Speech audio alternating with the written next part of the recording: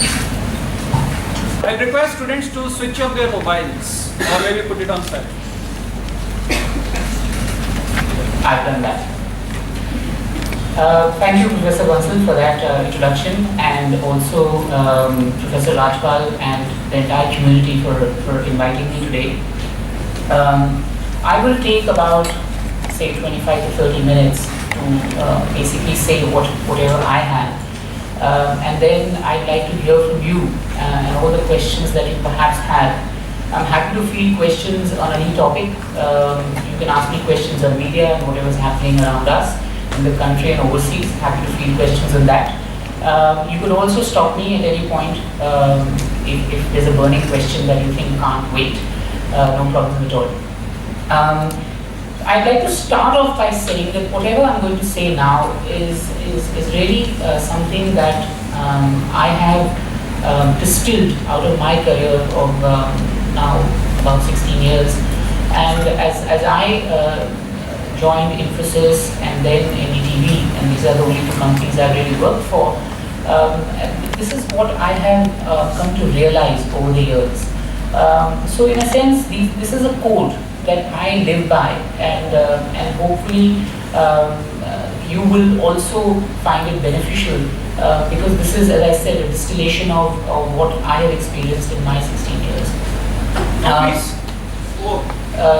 The advantage, of course, I have is that I've now worked for so many years, so it's easy for me to say some of these things. But if you begin your career by keeping some of these things in mind as you go along, then I'm sure that if not all, some of it will definitely be of some use to you. So as I said, please feel free to stop me at any point in time. As you begin your career, you would approach it, I assume, with some form of trepidation, some form of hesitation. You're perhaps not sure of how your first 6 months in your new job is going to be, how the company is going to treat you, how your colleagues are going to be, how your boss is going to be. And some of these questions do plague us as we join our first jobs. Here I'm assuming this will be your first job. Some of you may have already worked earlier because this is a postgraduate program, I'm assuming. So some of it may be less relevant to you, but for most of you, I guess this is your first job. So that is my assumption as I start out. The first thing, perhaps, as you join a new organization, a new set of people you come into contact with, is commitment. Are you there to pass time, or are you there to commit yourself to the company that you just joined? Commitment is a very, very strong and powerful emotion, and commitment comes in various shapes or forms. All right, it does not mean that you have to spend 3 days in office without having gone home. It does not mean that you work like a maniac. It just means that you're committed to getting the job done. And that is very, very important. Important why? Because you're there for a reason.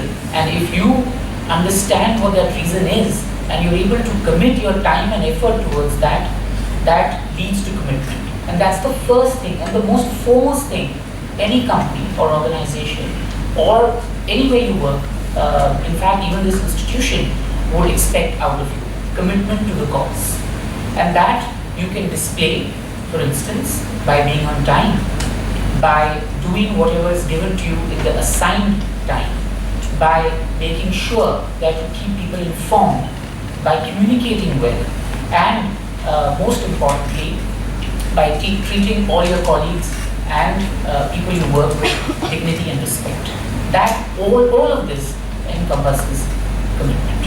So that's point number one. The second point that I noticed, or the second distillation, as I'm continuously calling it, is to do with ethical conduct and integrity. When I started working for Infosys, it was drilled into all of us that if you ever err and on the side of unethical behavior or dishonest conduct, there is no room, there are no second chances for you at the company. At Infosys, there was only one line that you could do, which is the absolute and complete ethical line. You transgressed that once and you were asked to leave. In fact, and this is unbelievable, into my second day at work at Infosys, I was asked to ask someone to leave the company because they had given incorrect statement of their marks of their engineering to Infosys, and that was a strict no-no at Infosys. So on my second day in my job in HR, I was asked by my manager to ask someone to leave. It was an extremely traumatic experience for me because I was new to the job myself, second day at work, and I was asking someone to leave. I think I cried more than the person who was leaving that day because it was extremely traumatic asking someone to leave. But Infosys believed that was the only way. And it was told to us that if you behave ethically, then in the long term, the cost of doing your business will be far lower than for other companies who don't behave ethically. And that is why you see over the years, now with so many years in existence, Infosys still has amongst the highest net profits in the whole of the country. And it's been able to keep it that way because of its ethical behavior and conduct. So if you ever have a doubt in your mind whether you're going to say or do something, think whether you'll be able to sleep at night knowing that you've done something dishonest. Narayan Murthy used to say, and he was very fond of saying this, the softest pillow is a clear conscience. Because if you haven't done anything wrong, then you don't have to fear anything or anyone. So that is about ethical conduct and integrity.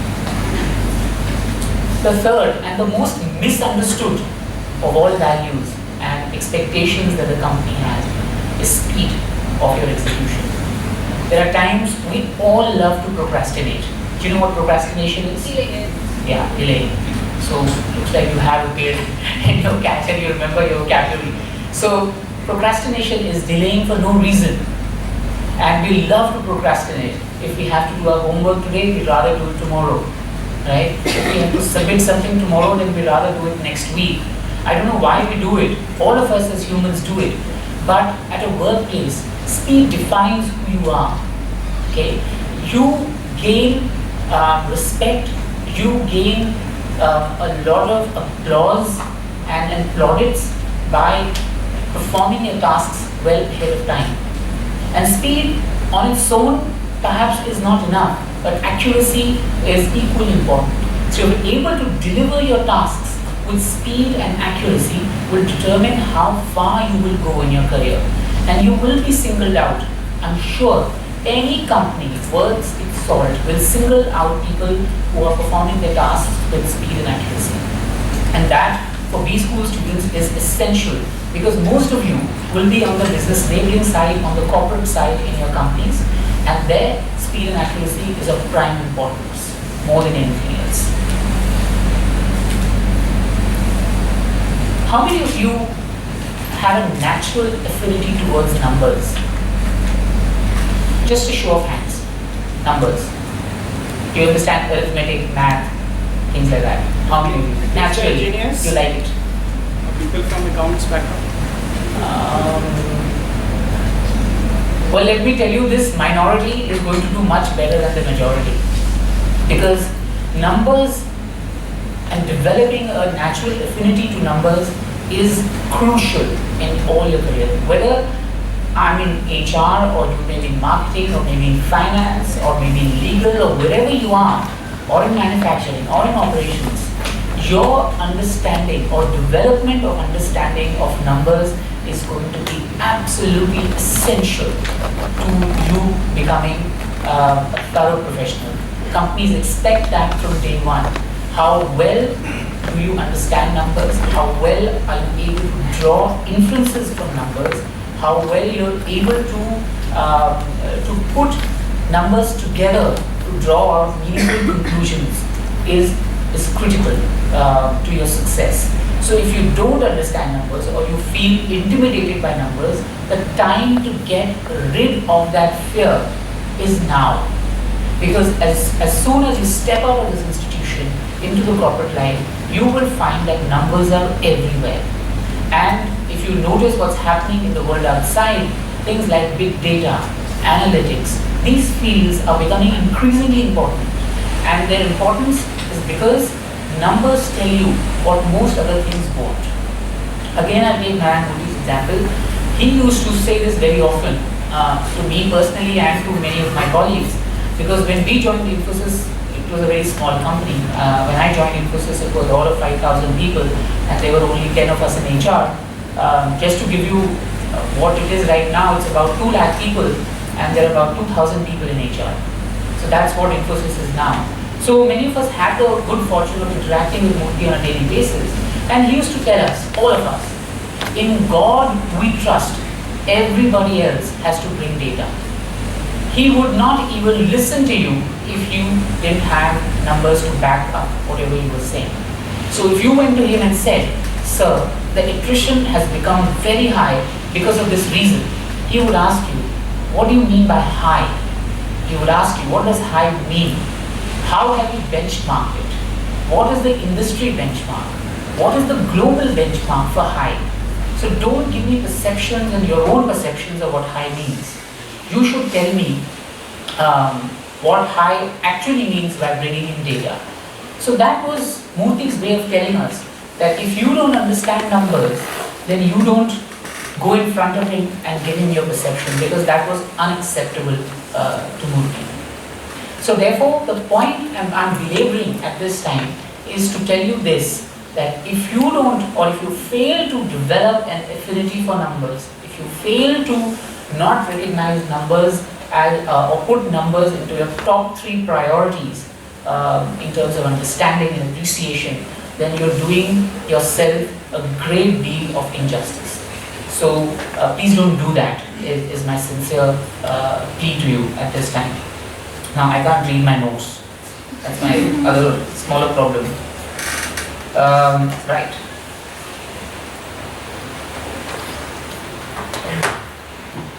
Along with numbers, there is also the other, I'd say, rare quality that exists in especially youngsters like you.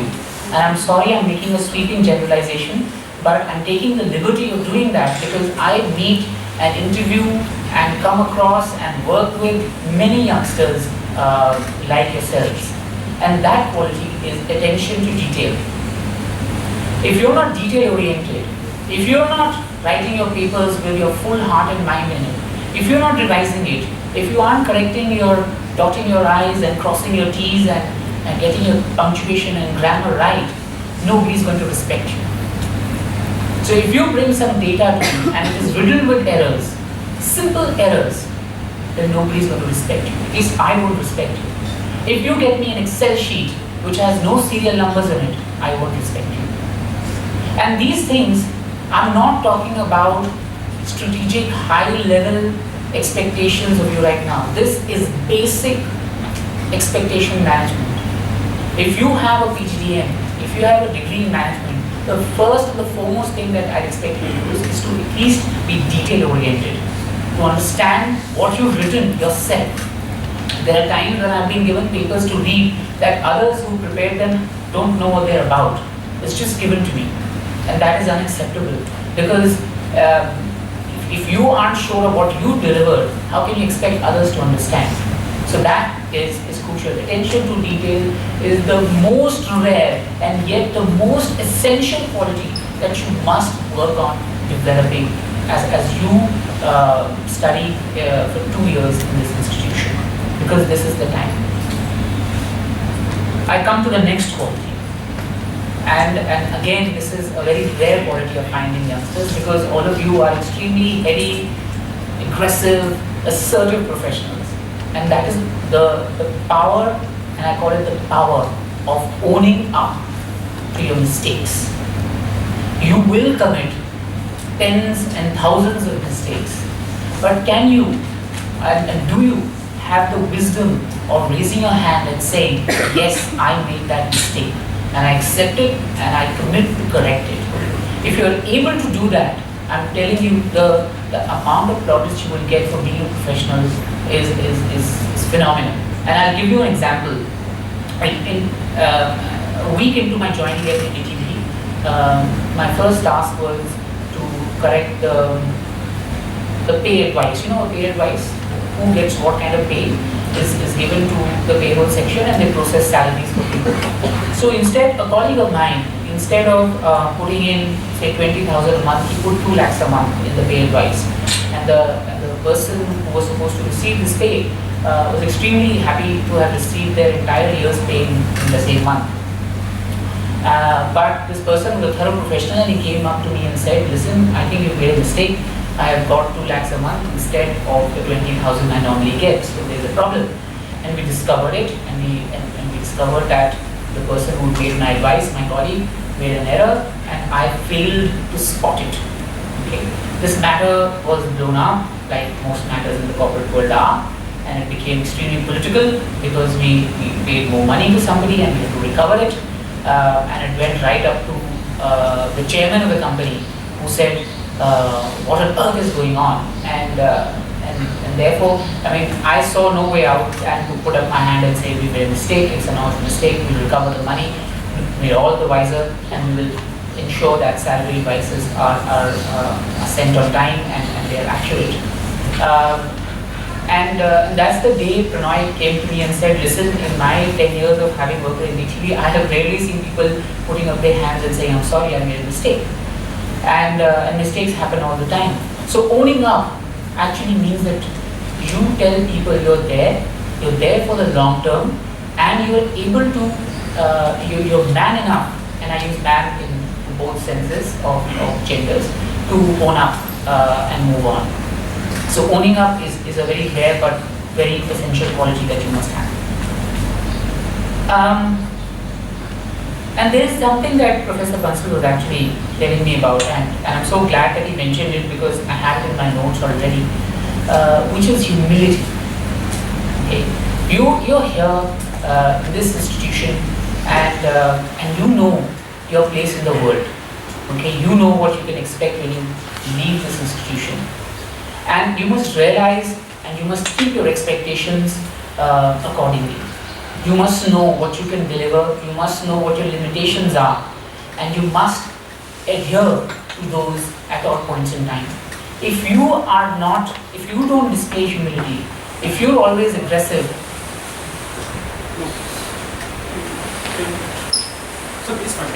if you're always aggressive and you're always trying to put other people down and not behaving with enough humility, you will not go very far. Let me tell you that. And again, I'll cite that as an example. So, in the food court at Infosys, there used to be a queue, okay, every day, because there was one food court and there were many of us. And we used to queue up, and it was like a buffet system. I'm sure you have that here. It's a queue for the buffet, and everybody would pick up their plates and put food into it and eat them, and then everybody was supposed to take their plates and drop them in the used tray bin. And we used to regularly find that the founder members of Infosys were in the queue either ahead of us or behind us. So there'll be Nandan one day, there'll be Shibu, there'll be Chris, there'll be Murthy. All these people were in the same queue, right? And they would go and put their plates into the used tray bin. I have also seen companies where they were in the lunchroom. There were two halves. Okay, there was the air-conditioned half, and there was a non-air-conditioned half. The air-conditioned was for the management, and the non-air-conditioned one for the workers. And let me tell you, the vibes in that lunchroom compared to the vibes in the Infosys lunchroom were completely different. Completely different. You had a feeling of oneness and camaraderie in the Infosys lunchroom. And on the other hand, in this other lunchroom, you were always grudging the people who were sitting in the air-conditioned cabins and being served their food by the support staff. So the power of humility has the ability to put things together to make you one. And therefore, you must be humble enough to accept your place wherever you are and contribute that way. Never grudge anybody their position, because they must have worked really hard to make it. I'm sure all of you will, some point in time, maybe in the second year, I guess, specialize in something or the other. Someone will choose marketing, someone will choose HR, hopefully. Someone will choose finance, someone will choose operations and things like that. But once you make that choice, remember that choice is going to be with you. So once you make that choice, you must make a promise, a mental note, that I am going to commit my life to this. This is not something that you must make with regard to placements in mind, with regard to what's a good offer. Can I get 10,000 rupees extra if I choose this stream? That idea is abhorrent to me. Because let me tell you, there's nothing worse than being stuck in a job that you don't like. Nothing worse. And if you do that to yourself, you will begrudge yourself for the rest of your life. And you will always forever be looking for opportunities to how to give it up and do something else. Because of that one crucial decision that went wrong. So once you've chosen, you stick with it, you choose because you like it, because you are naturally inclined to it, and then you want to be an expert at it. So no half measures. If you've chosen operations, then understand every nitty-gritty of that subject. Because that will make the difference between what kind of career you will have 3 years from now. And I say this because, remember, the time to build good hindsight is now. So if 20 years from now, you don't want to look back with regret for having made a bad decision, the time to correct it and the time to do something about it is right now.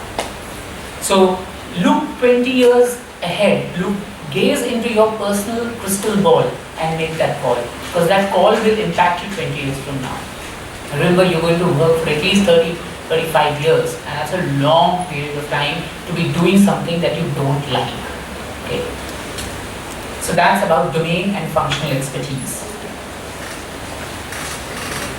You know, companies become better and then they become best in class only on the basis of two primary things. One, ideas. Ideas that come to people as a group, but sometimes given by this one particular person who would say, let us do things differently and we may become a success. Now, whether the company takes the risk and delivers on that idea, it remains to be seen. But are you coming up with those ideas is the first question. Take the example of Snapdeal, for instance. And I have a very close friend of mine who is the Vice President of Finance in Snapdeal, and we know each other for 10 years. He used to work for Infosys, and then he worked with me in NDTV, and now he's with Snapdeal. And it's very fascinating to know how Snapdeal pivoted its model from being an eBay kind of a clone to a marketplace. That one pivot actually meant a 20-fold rise in its valuation and how it's doing right now. So you see, one idea can actually change the whole thing.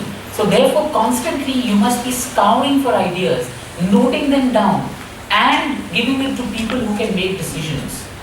As youngsters, you're brimming with ideas. So this is the time to utilize all that gray matter and coming up with ideas that can matter. That can change the organization's whole outlook and perception. So ideas matter.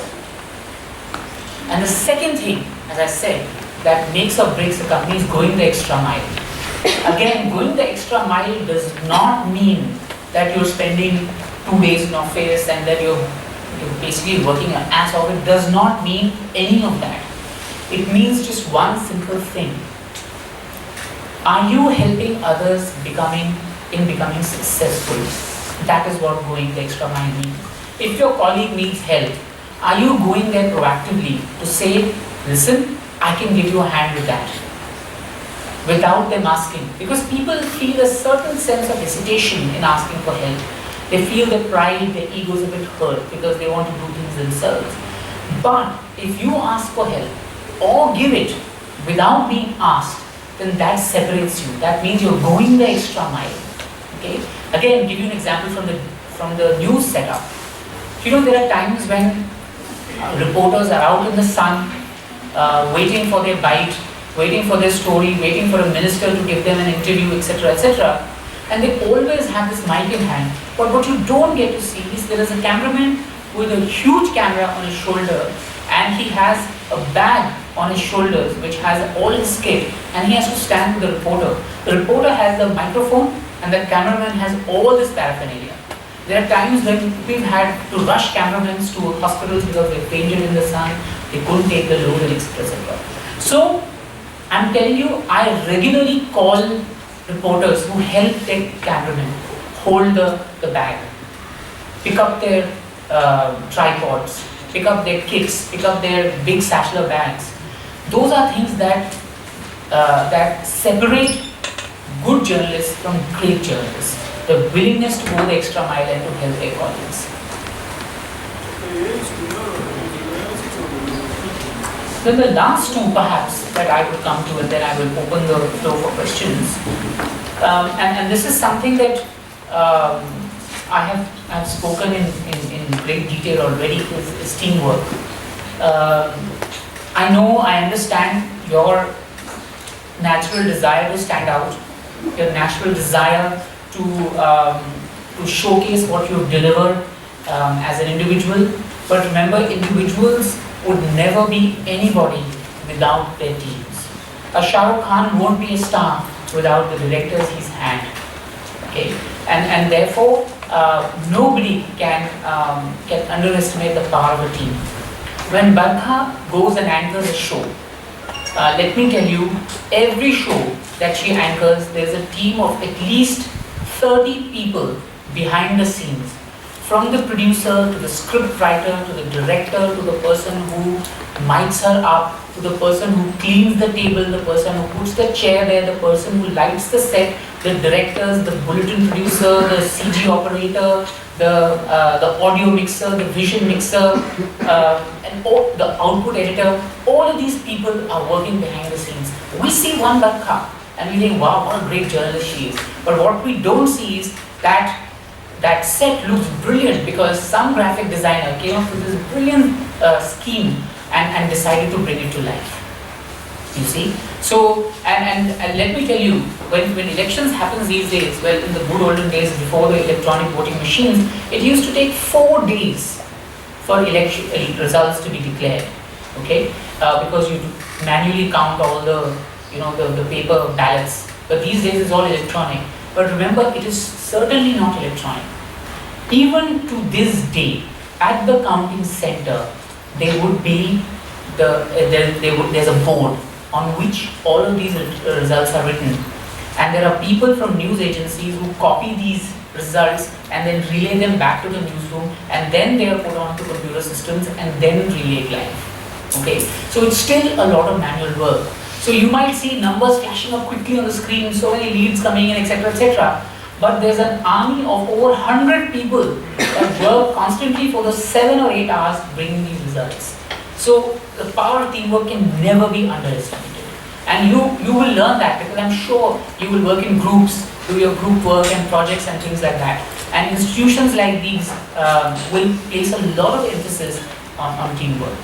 Let me tell you, I wouldn't have cleared my B school if it hadn't been for my team, because I was rubbish totally. I would have failed miserably if my team hadn't supported me. So I'm here talking to you like a well-learned person only because of my team. The last perhaps point that escapes a lot of us as we try and build our careers is knowledge of our own business. As you join a company, let's say you join in marketing, right? How much do you know about the company? Its genesis, its vision, its mission, its product, and its people. Okay?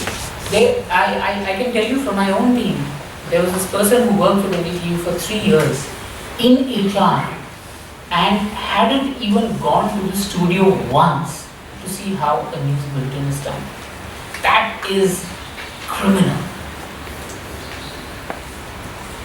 I've seen human resources professionals going up to business managers and saying, why don't you give me a job description of the person you want to hire? You understand what job description is like?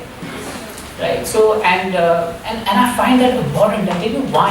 Because if you're going to a business manager and asking him for a job description, what is it that you are doing? How come you don't know what this person ought to be doing? Yes, you can write the job description yourself and then go to the business manager to validate it, but you should know what it means. There are times when people in marketing, in legal, can't even tell a difference between an assignment editor and an output editor. That is unacceptable in any scenario. So if you don't know or have a good hang of your business, then you're doomed. So for example, at Infosys, we were hiring for software engineers, right? Now, if you don't have a good idea of what software engineering is, so what is a waterfall model, what's an on-site offshore mix, and things like that, how are you able to determine, say, performance criteria for software engineers? How do you identify what are the crucial factors that will lead to their success? Listen, if you want to become postman, then become postman. Don't become business managers, don't become B-school students. Because if you don't understand your business, you will be postman. And there's nothing wrong in being a postman, absolutely not. But I'm saying that try and learn to become a postman. Don't masquerade here trying to become B-school students and then business managers, while all you are or all you will become is a postman. So that is really essential, right? This is really what you can expect or what the companies expect out of you.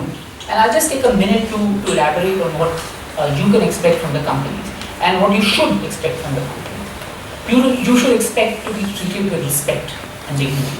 Nobody should order a boss to around. If that happens, that company is not worth working for. One. Second, your facilities in the company must be top-notch or first class. If you go to a washroom and it does not have, say, toilet paper, that company is not worth working for because they don't treat their people with respect. These are things you must know. Number 3, reputation. Does the company have a good reputation in the market? Do your Google searches. Find out what the company is doing and what the company has done in the past. Even if it has one complaint of unethical conduct against it, that company is not worth your time. Number 4, safety and security. If a company or an HR person in that company says, listen, we don't care about safety or security, or perhaps there's a budget cut and therefore we won't provide you a guard while you're leaving for home at the night, that company is not worth working for. And finally, and most crucially, if your team does not support you when you're down and out, in your lowest point, and you feel shortchanged, that company is not worth it. So those things you must have very clear in your head.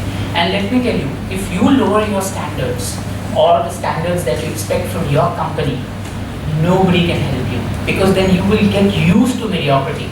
And that is the biggest problem facing us today, that we are all very, very used to and acceptable of mediocre behavior. Once we change that, we move forward. If we don't change that, we are stuck in a quagmire that nobody will be able to take us out of. Clear? You've been extremely silent. So I've been trying to make some eye contact, but nobody is. So that's okay. So this is really what I had to say. I'm absolutely and completely open for questions, any kind of questions, so feel free. We still have, Professor, I've actually maxed out on your time. You said 9:40, I've ended at 9:40. You have 15 minutes for question answer. At least 15, rather 20. Sure, yes. So how did you cope with the situation, like the stress situation that happened, like when you pay a different amount of salary to the person? Because usually this happens in stress situations. Yeah. People take wrong decisions sometimes. So like how we should cope with it? Actually, it was very easy because it didn't happen due to stress. It was a careless mistake. Anyone who's worked in an Excel sheet knows how easy it is to add an extra zero or maybe 2 extra zeros, and that's what the person did. The stress actually wasn't because we made a mistake. The stress was caused unnecessarily because people started saying HR department's useless. And we owned up, and I've now been with the company for 9 years, so surely they don't think useless of me now. Yeah. Yeah. Yes. What should I do when people people does not take responsibility? You know, it's a piece it. It's a big problem. People not taking responsibility, and I think I mentioned that when I said owning up. When people don't take responsibility, you can't do much. But what you must ensure is that what you are supposed to do, you've done. Okay? And eventually, people who don't take responsibility, people who don't own up, don't get very far in life. So you should closet yourself and you should say, I'm different because I took responsibility and I did my work. If the other person hasn't, then it's their fault. But at the same time, if you're in the same team, if you belong, if the person is sitting right next to you, you must do whatever is in your power to make sure that the job does not get impacted. Okay? The thing that irritates me the most is when somebody comes to me and says, I did whatever I could. I can't help it if the other person didn't do their job. You know, it's a very irritating thing because at the end of the day, you haven't got the job done. Alright? And that shows that you have no bottom line orientation. If your job is not getting done, for whatever fault of whoever, you must cry from the rooftops and say, listen, this is not going to get done. You must fix it right now. Escalate it if you have to, do whatever you have to. But remember, if the job doesn't get done, the company gets impacted. And therefore, you eventually get impacted. So, get after people's lives. But make sure that you demonstrate that you have the bottom line orientation, that you are accountable for getting the job done. Yes, sorry, then after you. Sir, as discussed by you, even as employees, even we have certain expectations towards the companies. So what if those expectations, those non-monetary benefits are not being fulfilled? Is quitting the only option? Quitting is one of the options. You have to see for yourself whether raising your voice will have any impact or not. Okay, I'll give you an example. And this is a very minor example, but it impacts. Okay, so when we were doing refurbishing the office in NDTV, and our office is in a very strange place. It's the Archana building in Greater Kailash. I don't know whether you know. It's a very tall building, 7 floors, and behind it there was a movie hall called the Archana movie hall, and that movie hall was converted into an office, so we're office there. So what happened is that when the refurbishment was done, there was only one men's washroom on the 7th floor, and the next men's washroom was on the 1st floor. So any poor sort had to actually wait in the 7th, or if he was in a hurry, had to go down 6 floors by the singular lift in the office and go down 6 floors. When I moved into that office, I always saw this long queue outside the men's room, and I said, this is unacceptable. So we had to make a change. So when I raised this point, it became a big problem in office because everybody thought, how could we miss this important thing? And there were 2 cabins that were immediately demolished within a month to make way for another washroom so that people were comfortable. Okay, so this is an NDTV example. If that hadn't been done, I am telling you, it would have led to attrition. Because people expect that. People expect certain degree of comfort and security in their workplace. Okay, so you have to determine how much the company responds to your request. If it does not, I am telling you, there's no point working for such a company. In fact, I'd like to add, what's your name? Kanika, sometimes in corporate, since I have that corporate background, raising your voice is sometimes counterproductive also. So you have to analyze it beforehand, and it can boomerang or something like that. So just analyze those things, and then you should raise your voice. Okay. Yes. Morning, sir. I'm Rahul. Sir, since you're from HR, I want to ask, what in HR does really plays a role to motivate their employees? Like every employee is from different background, state, religious, caste, creed, and all. So actually, I'm a little confused with that. See, the human resources, please sit. Human resources is a business enabler. Okay, it's not the business itself. So The crucial role that HR plays is in, and I think this is a strong word, but it's true, in culture building. All right, it's really the conscience keeper of the company. So if the company, the crucial values that we abide by, for example, customer delight, leadership by example, integrity, fairness, and pursuit of excellence. These are values that HR holds for the company, and it makes sure that we build enough exemplars in the company for people to talk about. I'm standing here talking about Infosys and NDTV because these two companies have extremely strong HR departments that always spread the value system through the company. If HR isn't strong, if it is only a postman's job, which is really getting people in or asking them to leave, then that HR department is nothing short of a post office. So what HR does is ensure that everyone's treated fairly, there is objectivity in people's decisions, there is opportunity for people to grow, people get enough opportunities to give their ideas and to build an atmosphere that is free from any form of retaliation or vindictive behavior. If an HR department is able to push these kind of values into the system and get people to behave in a certain particular way, it would have done its job. The other administrative tasks like recruitment and compensation and learning and development and all of these things will happen. There is a whole talent management setup or ecosystem that you can build. But let me tell you, that ecosystem exists in the best of companies and in the worst of companies. But how you execute it and how you're able to create a value system will separate good HR departments from bad ones. Does that answer your question? Yes, right at the back. Sorry, just one. Hi, sir. This is Satish here. So, what's your name?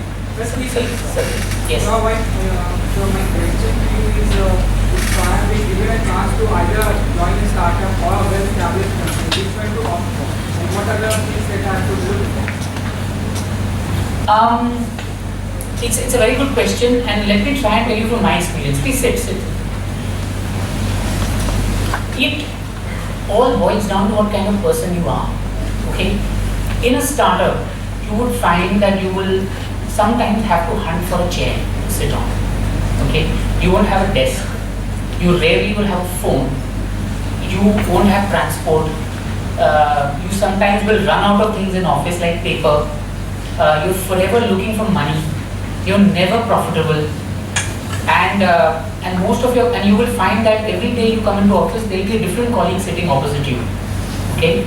These are things that sometimes unsettle people, and you have to do, most importantly, everything from scratch.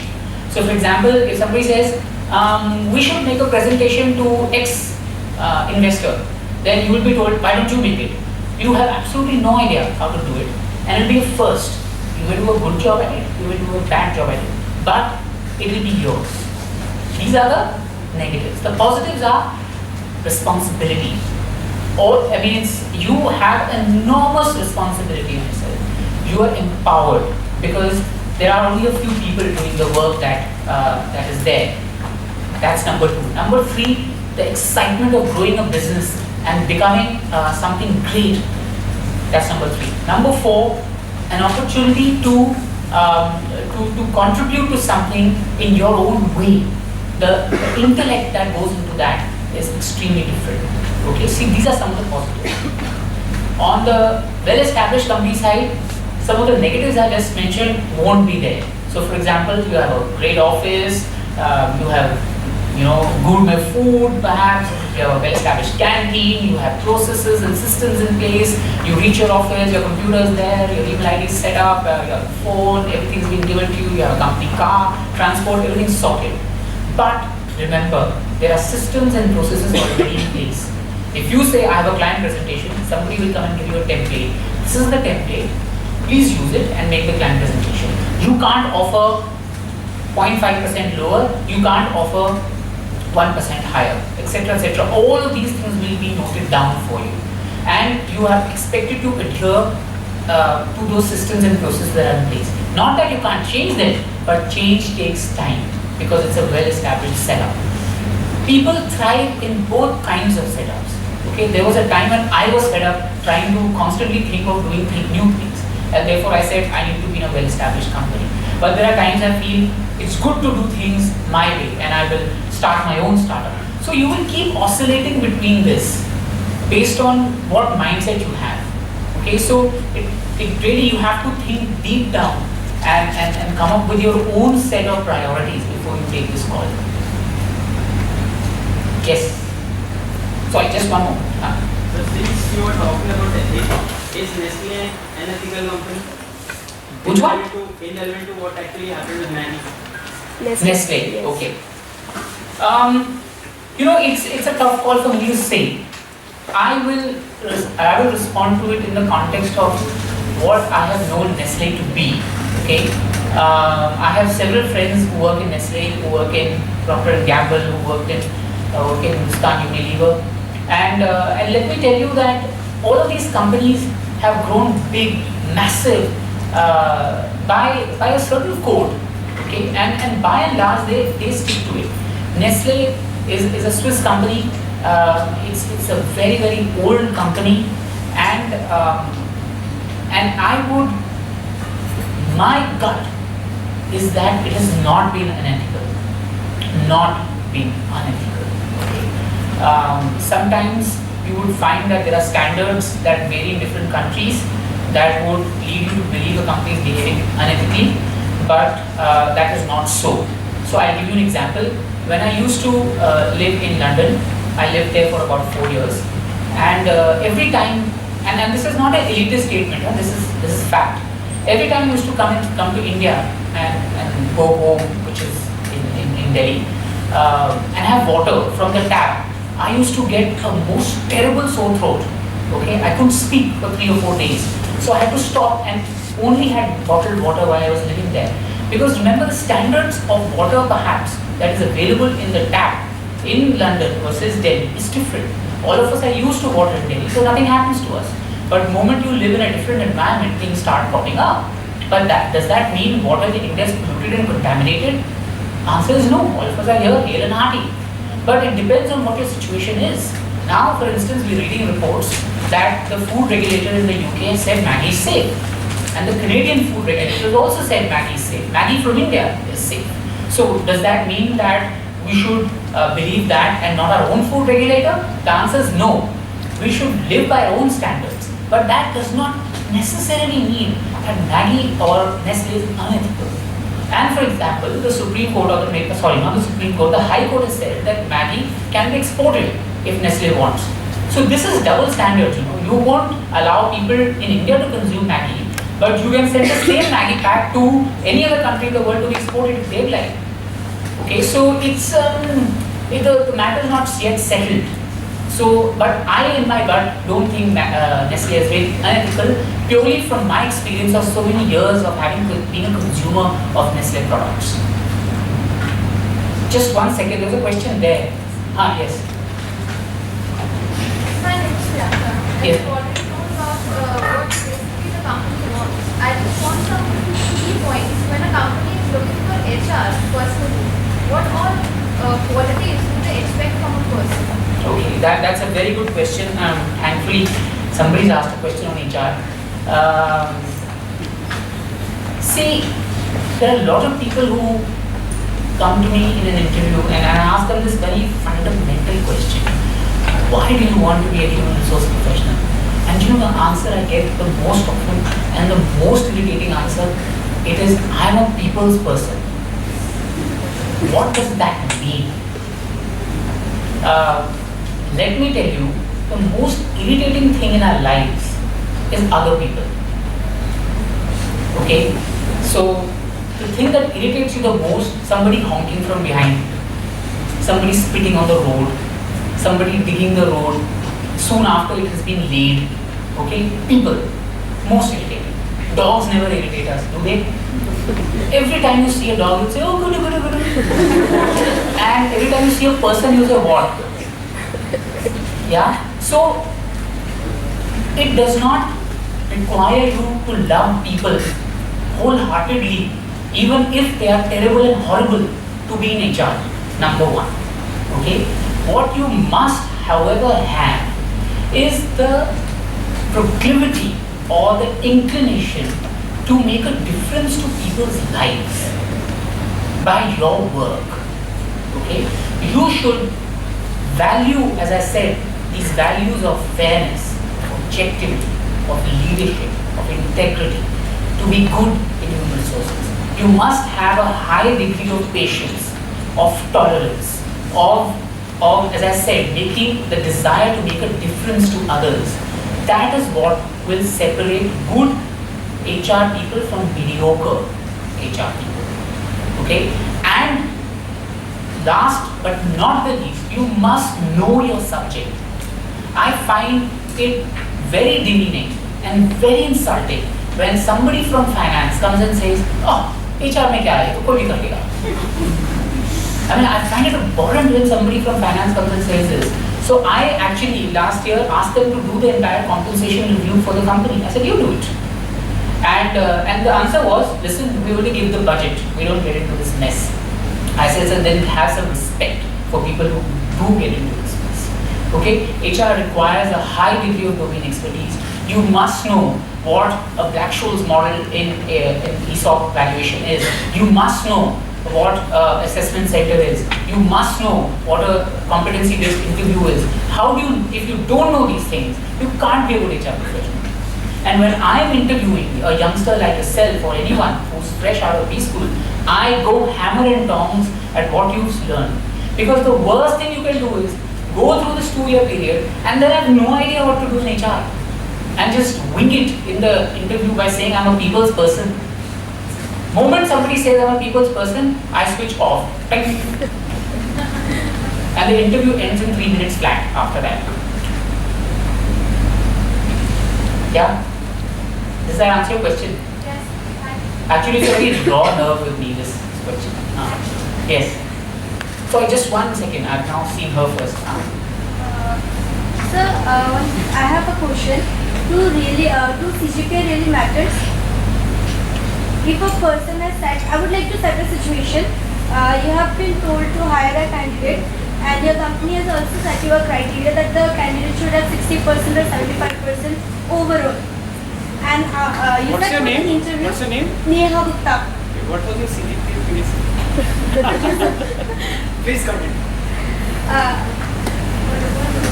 Yeah. I got your question. So you're saying, am I swayed by how well the person has done academically before I decide to hire them, right? No, if you have been set by a company, you have been set the criteria that the candidate should also have a 60 or 75, Yeah. whatever criteria is set. Yes. But after you, you are done with the interview, but you feel that this person is very much fruitful to our company, but he has all the qualities, all the skills, but he is not like perfect, like he is not fulfilling the criteria of the CGPA. So would you like to hire that person?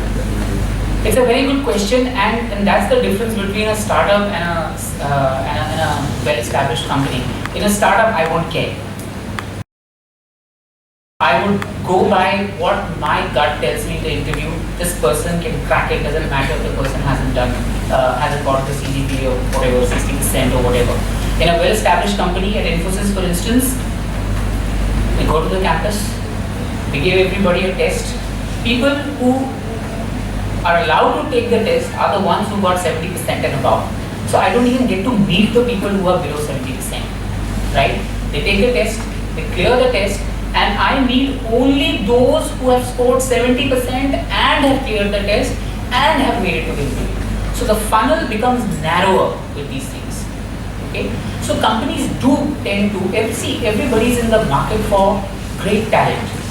Now, it's impossible for companies to devote resources to do a complete, let's say, carpet bombing for talent. Okay, so they use filters, marks, tests, and things like that. It's a phenomenon world over, right? You got into this institution by giving a test. You go to some other place, you will have to pay for a test. That is the nature of life. Okay, but in an interview, personally, I don't get blinded by that. Let me tell you, in NDTV, education is not a criterion for hiring anybody. That is the first change I made when I joined the company almost 9 years ago. I said, I don't care. If you're a cameraman and you can do a beautiful frame and show it to me, I don't care which school you went to, as long as you can do your job. It places, let me tell you, an enormous stress on me because I'm constantly worrying about whether I've made the right decision. I don't have any data to back me up. But sometimes, you've got to go with your gut and you've got to go with what you see of the candidate. And that's what we do at NDTV. There was one question at the back, and then I come to you, and then you. Okay. And then we have only 2 minutes. Yes. So, are different standards acceptable for companies? For example, Datsun has launched Go in India. That got zero in Euro incapabilities, and you know about that. Yeah. It failed all the tests. And on the other hand, if you see that Suzuki Swift also got zero in India, but the same Swift that goes to UK scores 4 Euro and kept down. That's safer. Yeah. So why does company discriminate on that? What is the reason behind? Is it good for the company to do that? No, it isn't. It isn't. But let me tell you, please sit. Let me tell you that you have to make some concessions for how you're pricing the product in India versus other places. Okay. Let me give you the example. So I kind of was in the UAE for about 6 months last year, and I noticed that how crazy prices were. So, for instance, a pair of Ray-Ban sunglasses, if you convert dirhams into rupees, was double the same product in Dubai versus Delhi. Okay, the price of a bottle of water, and I'm talking about Avion, say imported water. The price of the bottle there versus the price of bottle here was double. And there were many things that I figured double. I wear contact lenses. The price of contact lenses were 2 times higher in Dubai versus India. Okay, so but the product's the same. So that's one side where you have differential pricing. On the other side, companies do compromise on some safety features because what it allows them to do is to keep their costs low and price products competitively. In India, it's not acceptable to have the highest cab rating, I completely understand. But look at the composition of traffic every day in India. Okay, the average speed in the UK on city roads is about I think it's 30 miles an hour. That's 50 kilometers an hour, right? In our country, it's the same. But do you ever do 50 kilometers an hour consistently on our roads? Never. Because the composition of traffic in our country is very different from what you find in the UK. You don't find any cycles there, very few. In fact, all they are recreational cycles. People don't cycle to work, right? So, and therefore the standards there have to be different. On the motorway in Germany, there are some autobahns where you have no speed limits. So you can do up to 200 kilometers per hour. Okay, the fastest motorway that I have seen in India is the Yamuna Expressway, where the speed is limited to 100 kilometers an hour. So you can have all the fancy gizmos and all the security protocols in the car. The car's price will go up, but you are and you will become uncompetitive. That's the thing. But having said that, there are certain companies that, they do a complete shoddy job. For example, this Go failing all the tests, not even getting 1 star is a killer.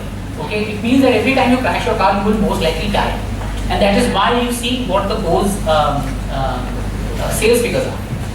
Non-existent. People know, consumers will reject cars that are not safe.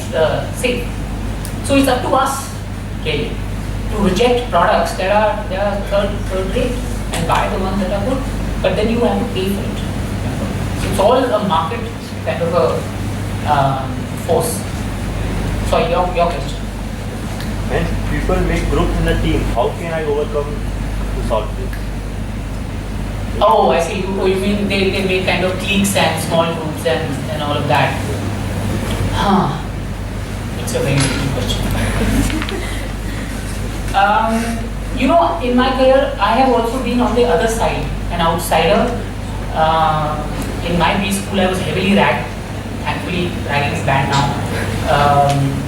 And I discovered that, I was one of the few people from a different part of the country, and there were others who were a majority from a different part of the country, and they spoke a different language and things like that.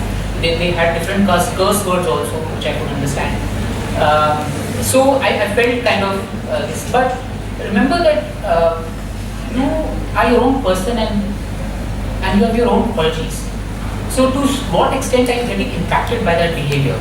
If the impact is less and you only have this desire to be a part of that group, then that's unhealthy.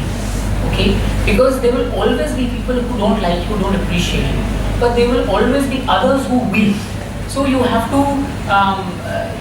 let go of your perhaps desire to be with people that don't want you there.